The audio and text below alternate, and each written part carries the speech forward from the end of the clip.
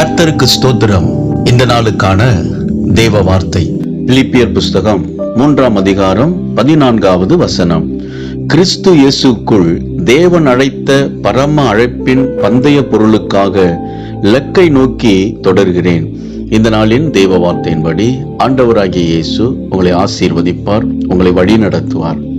அப்போஸ்தலர் பவுல் கிறிஸ்துவர்களை துன்பப்படுத்தி கொலை செய்கிற நபராய் காணப்பட்டார்.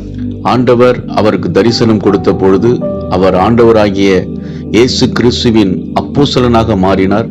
ஆசியா கண்டம் முழுவதும் தேவனுடைய ராஜ்யம் கட்டும்படி சுவிசேஷத்தை அறிவித்து சபையை அவர் ஸ்தாபித்தார். ஆண்டவர் கொடுத்த திட்டத்தையும் நோக்கத்தையும் புரிந்து கொண்டு அவர் தேவனுடைய ராஜ்யம் கட்டப்பட செயல்பட்டார். அன்பானவர்களே, ஆண்டவர் தம்முடைய வெளியேறப்பட்ட இரத்தத்தினாலே உங்களுக்கு ரட்சிப்பை தந்திருக்கிறார்.